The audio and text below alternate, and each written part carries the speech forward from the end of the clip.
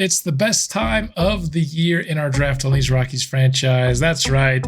It's time for the 2029 amateur draft here in the middle of our season. And for the first time in this franchise, the Rockies do not really have much in the way of premium draft capital. Not only are we picking outside of the top 10 for the first time in this series, we also, just due to a lack of a strong rookie class last season, we don't have a lot of extra picks at our disposal this year.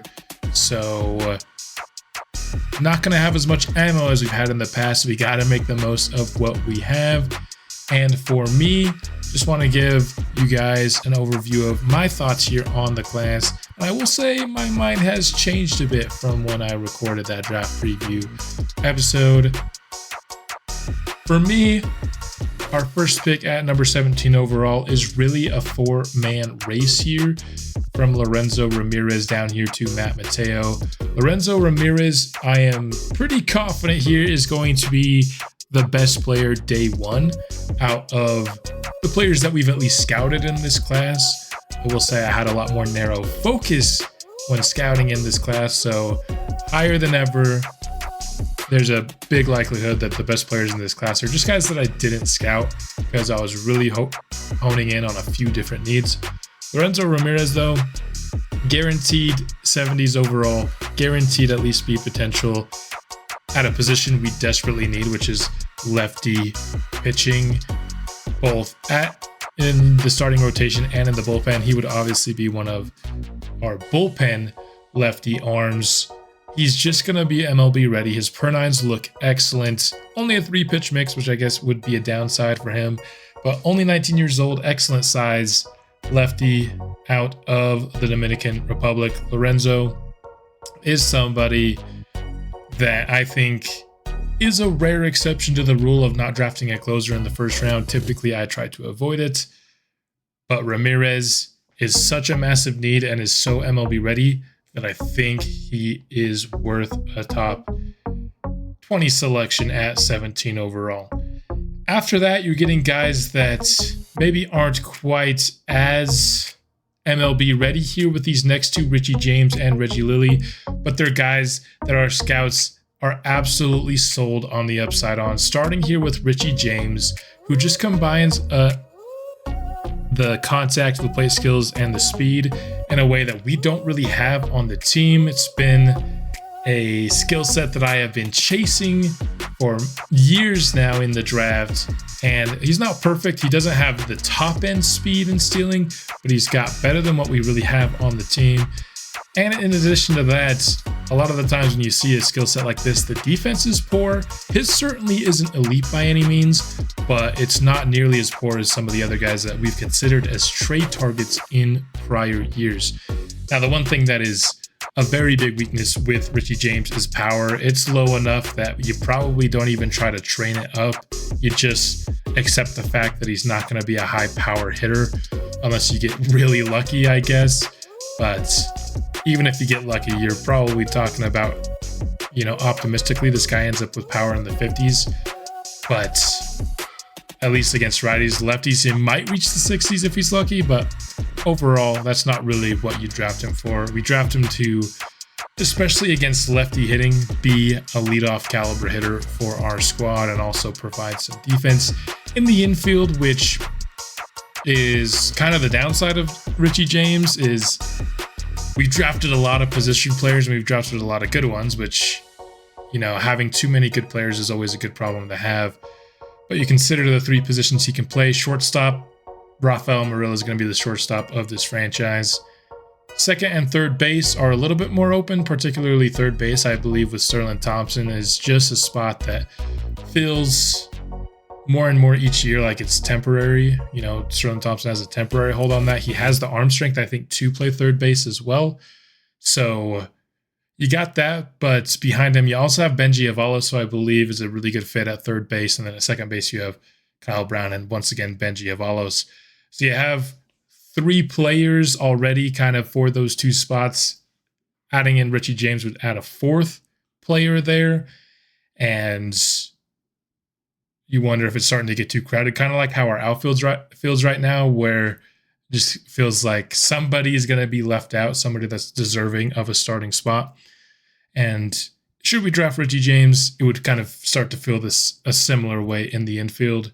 Then you have Reggie Lilly. Drafting starting pitching for lefties has been something that it's been eluding me in this series, much like the leadoff hitter.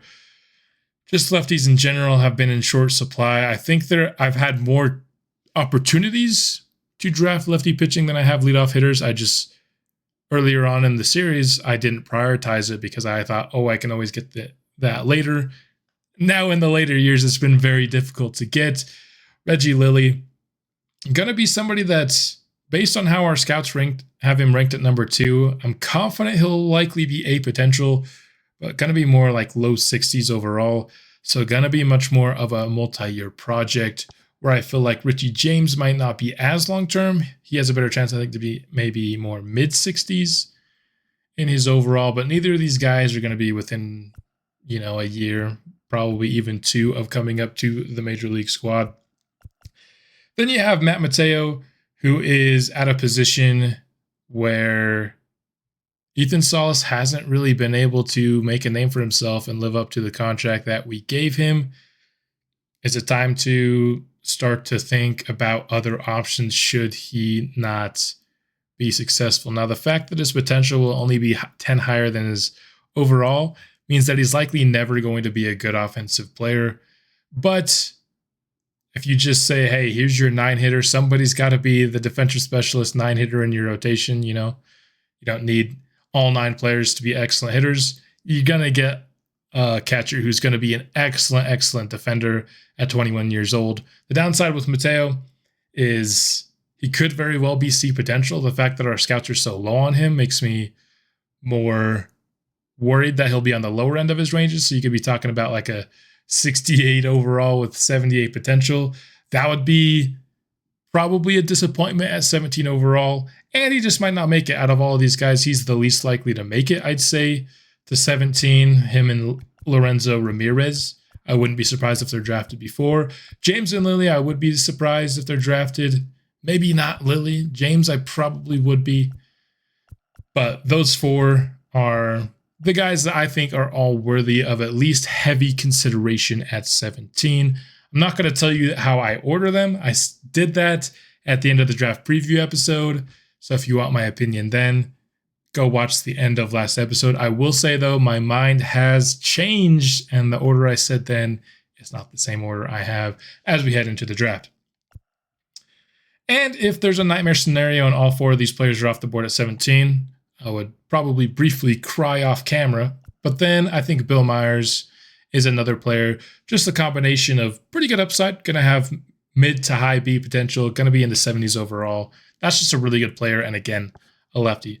More looking at Myers for 51, 68, or maybe our pick in the 90s. I would love that as well. Doyle Dwyer, another lefty. That's if we got lucky at one aspect of the draft, is we found 2 really good lefty relieving arms in Discovery. Didn't discover much else at all, but we discovered those 2 players. Reed Queeler here is another lefty that we scouted. He is not a Discovery guy. He is ranked by MLB. And if he's around at 51, I think that's a good spot for him. I don't think he's worth the top 17 pick, but at 51, if, say, we draft one of these players and one of these 4 players and none of them are on the clock at 51, you could try to get cute, draft Queeler, and get these Discovery guys later. I think that might be worth a gamble because he's going to be pretty good. Guaranteed at least 69 overall. Nice. But likely in the 70s with probably B potential, though if he's on the low end of his ranges, could end up being, high C. But still a good enough player to take outside of the first round as a closer, even if he is on the low end. Corey Pinero, we didn't get to scout for 2 full weeks because we found him in week 13 in Discovery. So wish we could have got this to 100%. And because he's 18 years old and he's not to 100%, these are really big ranges. So due to that, you're probably not taking him till a little bit later. But what you see, I do like. Going to be really good in walks per nine, guaranteed at least in the 70s. Going to have good home runs per nine as well. The fact that when we didn't scout him, I think he was ranked something in the 20s and he fell down to 79. Probably not a good sign for him to be somebody that starts already in the 70s, but could he be high 60s with high C potential? I would take that definitely for a lefty reliever as well. And then we have another lefty starter here who's not going to be as good, and unless he is on the high end of his ranges, probably will never be a good MLB player, but it's a lefty arm and we desperately need it. There are other players that we discovered that I think are good players that are not on the board, but I only put players on the board that fit one of the three needs that I wanted heading into the draft: lefty pitching, potential catcher replacement if we want to move on from Ethan Salas eventually, and a leadoff hitter. And these are the players that fit one of those three needs, most of them being lefty pitchers, as there's only one catcher and one potential leadoff hitter on our board. But likely we're going to get to the point in round 4, 5, or 6 where this board is gone, and I have some other discovery players that I'd be willing to take if that is the case. And with all that said, it's now time to get into the draft.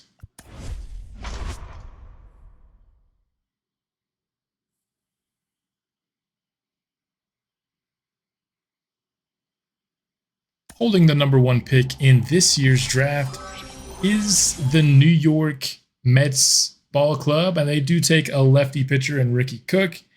Despite the fact that he was a lefty, we did not scout him just because there was no chance he was going to make it to 17. This was the top-ranked MLB pitcher in this class, and so hopefully he's a good player for the Mets. We need some more generated good lefty players. Next up is Joe Serrano. He was one of the more intriguing guys at the top of this class at center field. There were a couple of really good-looking position players. We, of course, didn't scout them because they would never make it. David Benitez being the other one, the number 1 ranked MLB player, is off the board at number 3. I honestly thought these guys should have been the first 3 off the board, having not scouted them at all. So no surprises here. I think all these 3 players, again, with my limited knowledge, not having scouted any of them, I think they all made correct picks.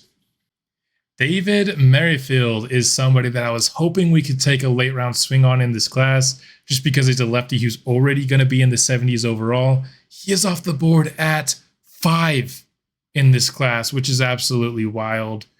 Boston just really wanted somebody who can get up to their major league team right away.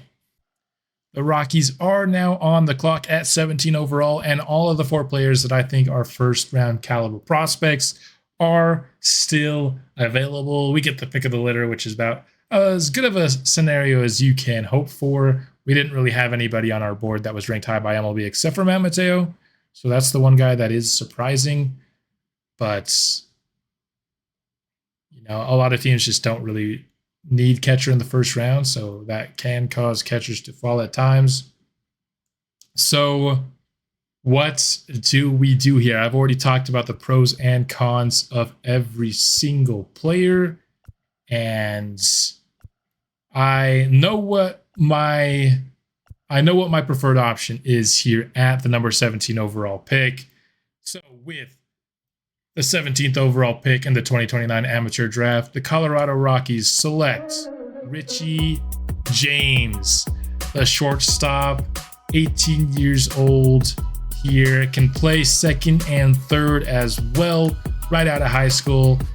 And ultimately, I decided to go with him over Lorenzo Ramirez, who was the guy that I said I wanted the most in last episode, because there are really good closing pitching options down the board. I mean, I think if you're gonna take a closer in the first round of a class, it's got to be like far and away the best closer available. If you look at Lorenzo Ramirez, yeah, he's gonna be very good, but you have Bill Myers, and if both of these guys are off the board at 51, then my draft will look much worse than it could be. But Bill Myers, yeah, he's a few years older, but he's a really similar caliber prospect.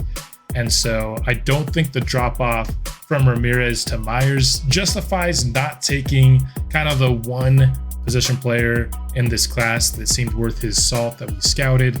Our scouts have him at number 1 overall in this class, which I think gives him a good chance to come in on the very high end of his rating. So I'm thinking at a minimum, this guy's going to be like 65 overall with 94 potential. That's a good pick. And that's going to give him contact versus lefties in the 70s with contact versus righties in the 50s, discipline low 60s, vision high 60s, speed probably around 80s, and stealing in the 80s. That's just a good skill set that we don't really have on the team right now. So I thought that it was worth it. At 19, the Tigers would take Matt Mateo, the first of our players that we wanted off the board, taken by a CPU team. And now we wait for 51. I would love it if one of these two could make it to 51. Crossing the fingers. Reed Kuehler is off the board. He was probably the MLB ranked closer that I thought had a better chance to make it to us at 51 over Lorenzo Ramirez. So even though I had other guys that I was hoping would make it to 51 over him, he was probably the guy that I thought was most likely to be there at 51, and let's take him. And then Lorenzo Ramirez, I didn't think he had much of a chance at all to make it to 51. Probably would have been a miracle. So at this point, we're really hoping for Reggie Lilly. No, Reggie Lilly. Just missed out on him. We're right here at 51, right? It's being blocked by my camera, but just 3 picks ahead of us. I thought we were going to get the number 1 and number 2 prospect and the draft based on our scouts rankings. Instead, the Cardinals snipe the best lefty pitching prospect in the class. He was definitely a long-term project, so it wasn't a perfect fit because this is a team that's trying to make some moves that will help us sooner on in the process that maybe won't take as long. But I still wanted Lilly just because of how dang hard it is to get lefty starting pitchers in this series, man. It continues to evade us. Scott Fernandez, I'm actually surprised almost made it to us. I definitely would have considered him at 51. I just thought because he was MLB ranked 28, he didn't have a chance to make it at 51 is the only reason he wasn't on my board. He was just 1 pick away. But now here we have just 4 players left on our board. Our next pick is not that far away. It is 17 picks later. So that's something to consider here. I think the best player by far on the board is Bill Myers, guaranteed mid-70s overall with mid-beat potential. That's a really good pick. But we have 1 starter and 3 bullpen arms left that are all lefties. So do you go with the best player in the class that remains, or do you go with your last shot to get a starting pitcher? Not going to have nearly the same upside. Going to be a guy that's going to start in the 60s, probably have maybe even high C potential. Hopefully you can get low B here if you're lucky, but not looking superb here with 51. The guys I was really hoping would land just didn't quite do it. But ultimately, I know who I want to take here in this spot. So with the number 51 pick in the 2029 amateur draft, the Colorado Rockies select Victor Vasquez. Ultimately, the decision-making on this pick was that there's only 1 starter left, and we desperately need a starting caliber lefty pitcher. If he comes on the high end of his ratings, it's a good pick. If not, we at least get a guy that could ultimately be a long reliever at some point or something. But I also am just betting that because Bill Myers hasn't been taken, he probably hasn't been discovered by anybody else. Now, a lot of these picks behind us have only taken their first round pick, and these teams don't pick closers, so it is still a little risky, admittedly. I'm just hoping Bill Myers makes it to 68. Back up here at 68, and the gamble paid off. The beauty of discovery. is sometimes when a guy's fallen past a certain point, you can make an educated guess that he'll probably fall to your next pick. Doesn't always work out. You can be burned by this strategy, but as long as you don't wait too long, it can oftentimes work out for you. So with the number 68 overall pick in the 2029 amateur draft, the Colorado Rockies select Bill Myers.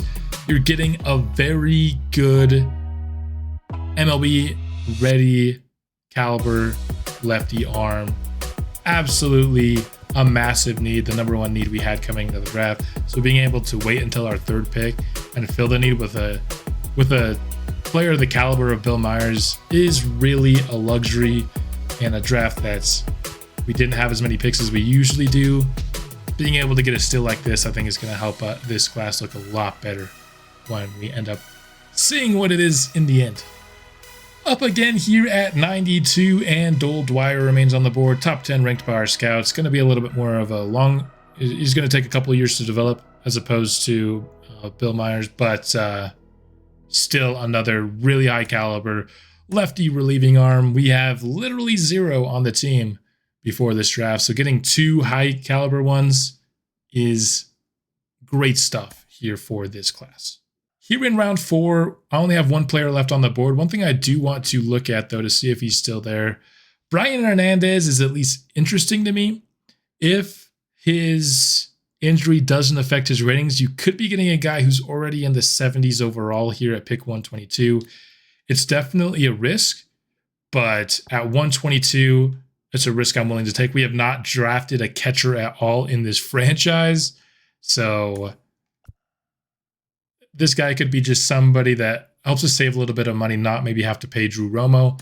And if it doesn't work out, it was the 122 pick, and we don't have to worry about it. So I think this is a good swing. Of course, not going to have the potential. He's already going to be maxed out.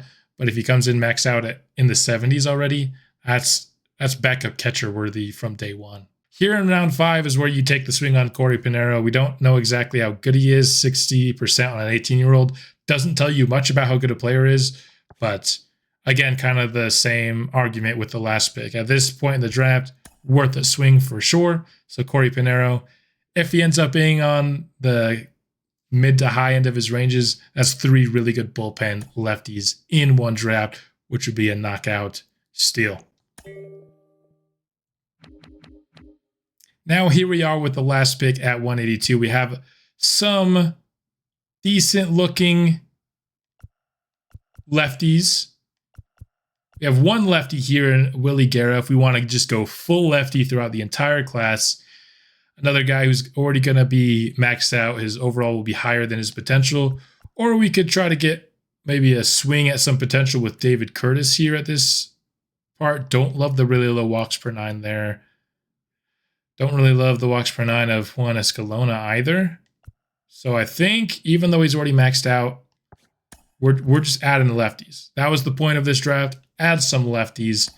So ultimately, there were 3 things I kind of wanted in this class. And while we really only kind of added catcher, we didn't add somebody that has the potential to take Salas's job. We did end up with a catcher. We ended up with some lefty arms. We ended up with a potential future leadoff hitter. About as good as I think we could have done with the draft capital that we had. Although we won't really know until we see what these guys' ratings are. And we drafted 2 injured players. So those 2 picks could look real bad. The time has come to take a look at the draft class we just had and see their official ratings. And okay, some definite misses here, but let's not skip past the fact that we got 98 potential. 98 potential with our 17th overall pick. 68 overall. That was pretty high towards the high end of his ratings. There, his max overall was 70. He gets 68. Contact versus left comes in at 81. He got vision and clutch both in the 70s. Discipline at 65, really good plate skills.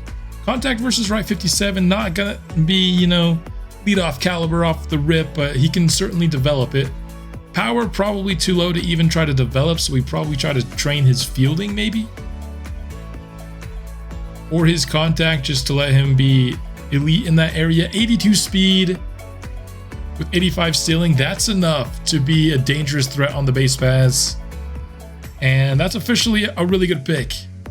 I think it's hard to say we made the wrong choice. We'll look at what that closer's rating was. It was kind of between James and him. We'll also look at Lily, the pitcher. But hard to argue that Richie James was the best option with 98 potential. And honestly, he's not too far away from being able to hit against lefties at the MLB level. He could hit against lefties tomorrow. It's just we need to work on the righties, work on the fielding a bit, and I don't know, I think a couple seasons in the minors might be all Richie needs. Victor Vasquez unfortunately ends up pretty low on his range, only 5 above his minimum, so that's just not looking like a good pick at all for us, unfortunately. Only 34 pitcher clutch and 39 hits per 9. At best, this guy's going to be a long reliever, and we knew that was the risk when we decided to take him. But with us getting the 2 closers that we really liked after that, what were our better options there? I don't know. So yeah, not a good looking pick, but until we look at the rest of the class, I can't say I have regrets about it still. Bill Myers, 73 overall with 84 potential. This was also the very low end of his ranges. We got super lucky with James being on the high end of his ranges. Then we got really unlucky with our next 2 picks. But the reason I liked Bill is even if he was at the low end of his ranges, which he was at the very low end, still an awesome looking pick for us. 93 mile an hour cutter, doesn't throw a fastball, which is a little bit interesting, but with that 79 break, he's gonna throw some nasty stuff. I feel like a slider, that curveball, that cutter, probably gonna be some nasty pitches. Pitching clutch at 48 isn't great when you know his highest rating is hits per 9 at 87. Don't want it to have that much of a difference when runners get in scoring position, but it's not bad to the point where it can't be developed into being solid. We'll see how he simulates. I'm not confident he'll be a great guy, a guy that simulates great, but I feel like he'll be fun to watch when we do some of our spotlight games. Doyle Dwyer ends up right in the smack dab middle of his ranges. Honestly, a really similar player ratings wise to Myers, just a couple seasons behind, is kind of the vibe I'm getting here. He has a 95 mile an hour 4-seamer, a curve, and a slider. These 2 are going to be lefties that play for us very early. Dwyer will probably take a couple years in the minors. Myers maybe 1, and then he's ready. Big time additions here. We desperately needed both of these guys. Unfortunate that we didn't get a starting pitcher that's really going to factor into this franchise at all, but we got 2 awesome bullpen lefty arms.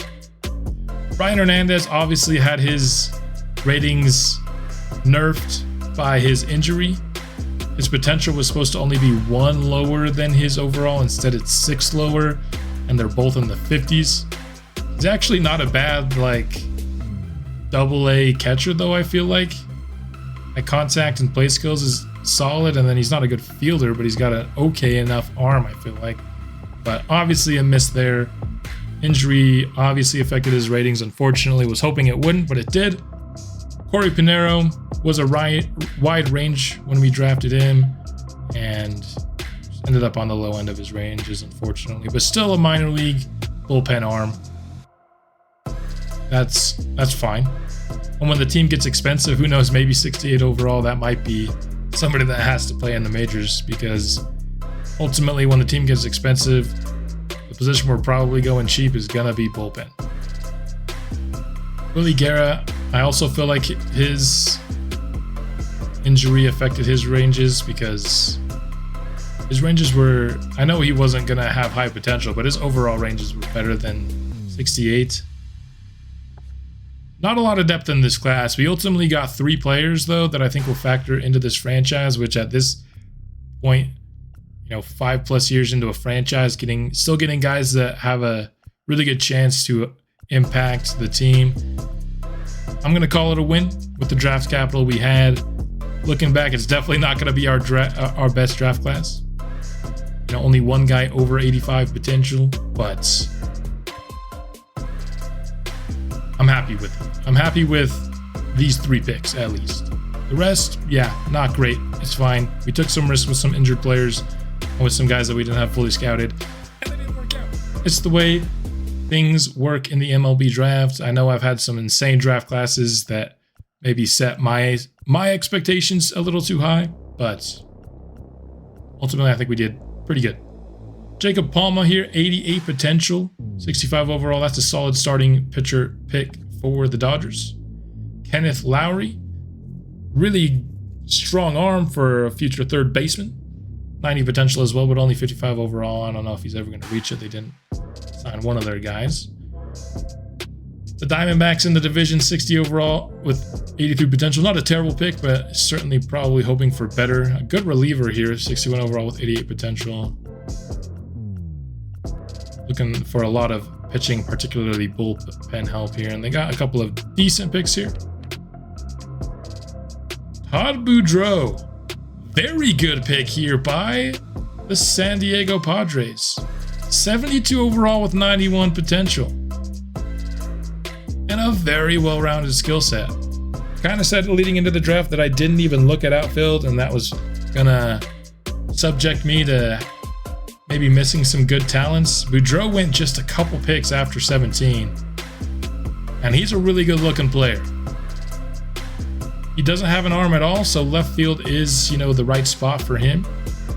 But I mean, vision at 49 and contact right versus 40 at 48 are the only, hitting ratings below 50, and they're a couple months of simming away from being in the 50s. Doesn't really have a defined strength offensively, but the lack of weaknesses I think could help him develop. And then a good fielder just doesn't have the arm, good speed, really good pick. Durability's in a nice spot as well. Awesome selection. Probably the best selection a division rivals made since like Pringle or Jason Lindsay. So love to see that. He'll probably play a role in this franchise series. Not a great draft by the Giants, unfortunate. They've had some really fun players that they've drafted in this franchise. Just didn't have a good class here. So let's take a look outside of the division now. Who had good picks? Nothing special here. David Merrifield was somebody I was hoping we could get later on in the class and be base out. I was hoping that, Willie Guerra could be similar to what the Red Sox ended up getting in David Merrifield. I feel like he would have been similar had he not been injured, but probably a career minor leaguer. But he's a lefty he's a lefty starter, which is rare. Could even maybe be a 5th starter if you're lucky. Whoops. So continuing on here, a lot of high 70s. I don't know why 71 is green. 71 shouldn't be green. 71 should be yellow if you ask me. Potential. Already 75 overall for James Sweeney. That's a early impact guy. Same for Oliveros. So that kind of went high floor, low ceiling with our first 2 picks. Albert Gill is good. Really good velocity here. A little low on the stamina, but a good pick here for sure from Tampa Bay. And then Francesco Castillo, 74 walks per 9. That's going to be a good bullpen arm for sure for the Rays. Back-to-back, just nailed those first 2 picks. Olivo is pretty solid here. Jackson Hazel, pretty solid. Definitely hits lefties pretty well. Got good vision.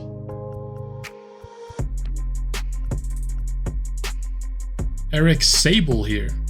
Pretty good righty pick, but that hits per 9 and pitcher clutch are a pretty brutal combo. Unfortunately, not bad here for Matt Mateo. So 69, nice.